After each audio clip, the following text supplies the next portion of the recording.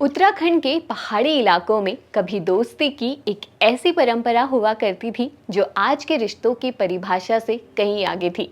ये रिश्ता ना तो खून से बंधा होता था, ना ही वंश या जाति से। फिर भी इसकी मजबूती किसी भी पारिवारिक रिश्ते से कम नहीं मानी जाती थी। इस दोस्ती में कोई लिखित कानून नहीं था, फिर भी इसके नियम अटल होते थे।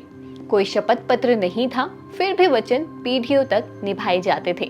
समाज इसे केवल मित्रता नहीं मानता था, बल्कि एक ऐसा सामाजिक बंधन समझता था जो जीवन के हर सुख दुख में साथ निभाने का भरोसा देता था। आज जब रिश्ते सुविधा और समय के हिसाब से बदल जाते हैं, तब पहाड़ों की ये परंपरा हमें याद दिलाती है कि कभी दोस्ती भी एक जिम्मेदारी हुआ करती थी। लंबे पैदल सफरों में किसी अजनबी के घर मिली एक थाली भोजन, एक रात का ठहराव, एक समय की मदद, और वहीं जन्म लेती थी पहाड़ की दोस्ती की अनूठी परंपरा संगजू और मिज्जू। आज के इस वीडियो में जानेंगे क्या है संगजू और मिज्जू परंपरा और कैसे इसकी शुरुआत हुई।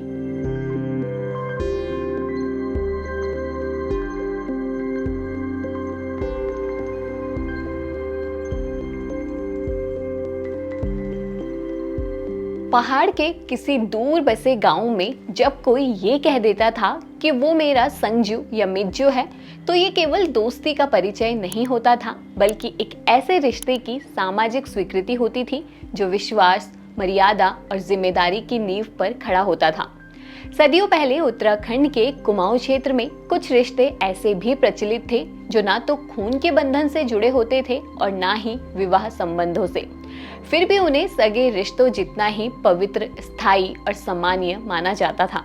संगजू और मिज्जू की परंपरा समाज की सामूहिक सोच और आपसी समझ से पैदा हुई थी, जहां मित्रता केवल व्यक्तिगत भावना न रहकर विधि पूर्वक स्थापित एक सामाजिक बंधन बन जाती थी। इस परंपरा में दो व्यक्ति नहीं, बल्कि दो परिवार एक दूसरे के सुख दुख, पर्व त्योहार और कठिन समय के साझेदार बनते थे। एक बार बना ये रिश्ता केवल एक पीढ़ी तक सीमित नहीं रहता था, बल्कि ये एक ऐसा सामाजिक वादा था जिसे 7 पीढ़ियों तक निभाना जरूरी माना जाता था। इस अनूठी परंपरा की गहराई को समझने के लिए आइए जानते हैं कब और कैसे इस परंपरा की शुरुआत हुई थी। माना जाता है कि सदियों पहले जब कुमाऊं क्षेत्र में चंद वंश के शासकों का शासन था, तभी संगजू और मिज्जू की परंपरा की शुरुआत हुई। उस समय समाज अलग अलग जातियों और समुदायों में बटा हुआ था। ऐसे में इस परंपरा का उद्देश्य लोगों को एक दूसरे के करीब लाना और आपसी भरोसे की डोर मजबूत करना था। चंद राजाओं के काल से चली ये परंपरा धीरे धीरे समाज में इतनी गहरी बस गई कि जाति, वर्ग और आर्थिक स्थिति जैसे भेद इसके सामने पीछे छूटने लगे। इस परंपरा से बने रिश्ते कठिन और जीवन की हर परिस्थितियों में एक दूसरे के लिए सहारा बनते थे, कभी सुरक्षा के रूप में, कभी सहयोग के रूप में, तो कभी सिर्फ भरोसे के रूप में। इसी वजह से संगजू और मिज्जू कुमाऊं की लोक संस्कृति में केवल दोस्ती नहीं, बल्कि मानवीय मूल्यों, सामुदायिक एकता और पीढ़ी दर पीढ़ी निभाई जाने वाले विश्वास की एक मजबूत सामाजिक संस्था बन गए। इस परंपरा में पुरुषों के बीच बनने वाली ऐसी खास दोस्ती को मिज्जू कहा जाता था और महिलाओं के बीच हुई दोस्ती को संगजू कहा जाता था, और दोनों ही रिश्तों को समाज में बराबर सम्मान दिया जाता था। संगजू और मिज्जू की ये परंपरा पीढ़ी दर पीढ़ी निभाई जाने वाली दोस्ती का ऐसा रूप थी जिसमें रिश्ते केवल नाम या पहचान से नहीं, बल्कि काम, भरोसे और साथ निभाने से बनते थे। पुराने समय में दोस्ती कोई औपचारिक या दिखावे की चीज नहीं थी, बल्कि जीवन का एक स्वाभाविक और जरूरी हिस्सा हुआ करती थी। फिर चाहे वो बचपन की संगत हो या जवानी की दोस्ती, लोग अपने दोस्तों के साथ हर हाल में खड़े रहते थे और इस रिश्ते को पूरे मन, ईमानदारी और जतन के साथ निभाते थे। उस वक्त जब ना पक्की सड़कें थी, ना आने जाने के लिए गाड़ियां थी और ना ही जल्दी सफर करने के लिए आधुनिक साधन थे, तब लोग एक गांव से दूसरे गांव या दूर दराज के इलाकों तक लंबी दूरी पैदल ही तय करते थे। ऐसे कठिन सफरों में कई बार हालात ऐसे बन जाते थे कि किसी व्यक्ति को रास्ते में ही थक कर या किसी मजबूरी के कारण रुक जाना पड़ता था। ऐसे समय में अगर किसी गांव या परिवार ने उस व्यक्ति को अपने घर ठहराया, खाने पीने की व्यवस्था की या आगे के सफर में किसी भी तरह की मदद की, तो ये केवल इंसानियत भर नहीं मानी जाती थी। अक्सर यहीं से संगजू या मितजू जैसे रिश्ते की शुरुआत हो जाती थी। ये रिश्ता किसी समझौते, लालच या स्वार्थ पर नहीं, बल्कि उस एक मदद और उस एक भरोसे पर टिका होता था जिसे जीवन भर याद रखा जाता था। आज के समय में जहां दोस्तियां अक्सर परिस्थितियों और सुविधा के साथ बदल जाती है, वहीं उस दौर में एक बार बना ये रिश्ता अगले 7 जन्मों तक साथ निभाने का मजबूत वादा बन जाता था। संगजू और मितजू का ये रिश्ता सिर्फ 2 लोगों तक सीमित नहीं रहता था, बल्कि उससे कई नए रिश्तों की नींव भी पड़ जाती थी। कई बार इस मित्रता के चलते महिलाएं किसी पुरुष को अपना भाई मान लेती थी और इसके बाद वो पुरुष हर साल भिटौली लेकर अपनी मानी हुई बहन के घर आता था और इस तरह दोस्ती धीरे धीरे केवल 2 लोगों के बीच नहीं, बल्कि पूरे परिवार के रिश्तों में बदल जाती थी। ऐसे परिवार एक दूसरे के सुख दुख में फॉर्मेलिटी नहीं, बल्कि पूरी मजबूती के साथ खड़े रहते थे। घर में कोई खुशी हो, कोई संस्कार हो या फिर कोई कठिन समय, हर अवसर पर एक दूसरे को बुलाना और साथ निभाना जरूरी समझा जाता था। इस परंपरा ने इस तरह समाज में ऐसे रिश्ते रचे जो खून से नहीं, लेकिन भावनाओं, जिम्मेदारी और विश्वास से जुड़े होते थे। इस परंपरा की सबसे बड़ी खासियत ये थी कि ये रिश्ते केवल अपनी जाति और समुदाय में नहीं, बल्कि जातिवाद की सीमाओं से बाहर भी बनाए जाते थे। जहां एक तरफ उस वक्त जातिवाद चरम पर हुआ करता था, तब भी ब्राह्मण और ठाकुर लोग और कई दूसरी जातियों के लोग एक दूसरे से मित्रता करते थे। इस तरह मितजू और संगजू परंपरा ने उस समय के समाज में जाति, वर्ग और आर्थिक असमानताओं के बीच भी सहयोग और सम्मान की मजबूत मिसालें पेश की। इसके अलावा अगर किसी गांव के व्यक्ति की मित्रता किसी दूसरे गांव के व्यक्ति से होती थी, तो उस रिश्ते को केवल एक ही व्यक्ति नहीं, बल्कि पूरे परिवार, समाज और गांव की ओर से सम्मान मिलता था।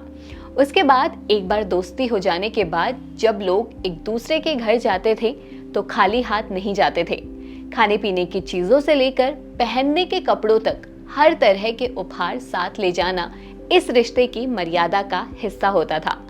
ये लेन देन सिर्फ वस्तुओं का आदान प्रदान नहीं था, बल्कि रिश्तों को निभाने का तरीका माना जाता था। संगजू और मितजू का ये रिश्ता समाज में बेहद सम्मान के साथ देखा जाता था, क्योंकि ये संबंध स्वार्थ या मजबूरी से नहीं, बल्कि भरोसे और निभाने की भावनाओं से जुड़ा होता था। पहाड़ों में ऐसे कई मौके आए हैं जब संगजू और मितजू की दोस्ती ने मिसालें गढ़ी, कभी किसी मुश्किल वक्त में साथ देकर, तो कभी जीवन की बड़ी जरूरतों में सहारा बनकर। यही वजह है कि आज भी कुमाऊं में किसी गांव में ऐसे परिवार मिल जाते हैं जिन्हें इसी संगजू और मितजू के रिश्ते के आधार पर अपनाया गया, बसाया गया और पूरे गांव का हिस्सा बना लिया गया।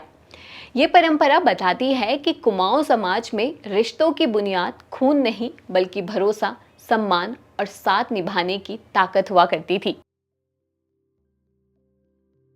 संगजू और मितजू की इस परंपरा में रिश्ते केवल कह देने भर से नहीं जुड़ जाते थे, इसकी भी एक पूरी प्रक्रिया हुआ करती थी। जैसे कि सबसे पहले आपस में मितजू लगाने वाले परिवारों के बीच पिठाई टीका की रस्म की जाती थी। इस रस्म में दोनों पक्ष एक दूसरे के घर जाकर टीका करते थे, जिससे रिश्ते की औपचारिक शुरुआत मानी जाती थी। टीका करने के बाद अपने कुल देवता की विधिपूर्वक पूजा की जाती थी और उनसे ये प्रार्थना की जाती थी कि ये दोस्ती सदा बनी रहे और कभी टूटे नहीं। यहीं से 2 व्यक्तियों के बीच एक अटूट और जीवन भर निभाया जाने वाला रिश्ता बन जाता था। इसके बाद मितजू लगाने वाले दोनों परिवार पूरे गांव को भोज कराते थे, जिससे ये संबंध केवल व्यक्तिगत ना रहकर सामाजिक मान्यता भी प्राप्त करता था और पूरा गांव इस मित्रता का साक्षी बन जाया करता था। इतिहासकार देवेंद्र ओली के अनुसार पुराने समय में पशुधन ही आर्थिकी का सबसे प्रमुख साधन हुआ करता था और मितजू परंपरा के बाद ही पशुधन देने की प्रथा भी शुरू हुई। ये परंपरा केवल मित्रता का प्रतीक नहीं थी, बल्कि 2 अजनबी परिवारों के बीच एक मजबूत सामाजिक सुरक्षा का एहसास भी कराती थी। कुमाऊं के अलावा नेपाल में भी 2 पुरुषों की मित्रता को मितजू कहा जाता है और उनकी मित्रता को सामाजिक मान्यता देने के लिए विशेष संस्कार किए जाते हैं। नेपाली भाषा में मितजू का अर्थ होता है खास मित्र या सबसे घनिष्ठ दोस्त। नेपाल में प्राचीन समय से ये परंपरा रही है कि जब 2 लोग गहरी दोस्ती में बंधते हैं तो वे एक विशेष संस्कार के माध्यम से इस रिश्ते को सामाजिक मान्यता देते थे और एक दूसरे को मिज्जू कहते थे। ये परंपरा आज भी नेपाल के कुछ क्षेत्रों में जीवित है, जो ये दर्शाती है कि हिमालयी समाज में मित्रता केवल व्यक्तिगत भावना नहीं बल्कि सांस्कृतिक और सामाजिक संस्था रही है। संगजू मिज्जू की परंपरा उत्तराखंड की अनूठी सांस्कृतिक पहचान का अभिन्न हिस्सा रही है। ये परंपरा केवल भावनात्मक मित्रता नहीं थी बल्कि एक सामाजिक व्यवस्था थी, जिसने समुदाय के बीच सुरक्षा, लोगों में टिकाव और एक दूसरे के साथ मिलजुल कर रहने की भावना बढ़ाई।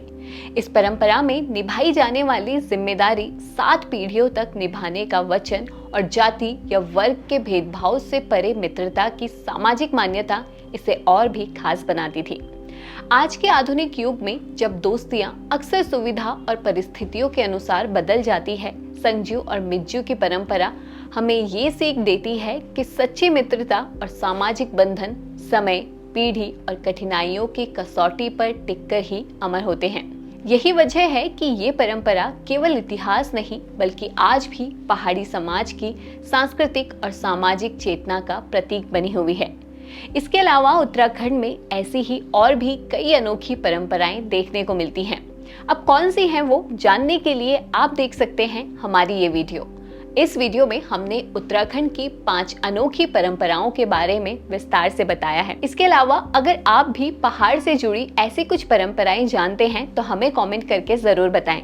वीडियो अच्छा लगा हो तो इसे लाइक और शेयर जरूर करें और हमारे चैनल को सब्सक्राइब करना ना भूलें। धन्यवाद।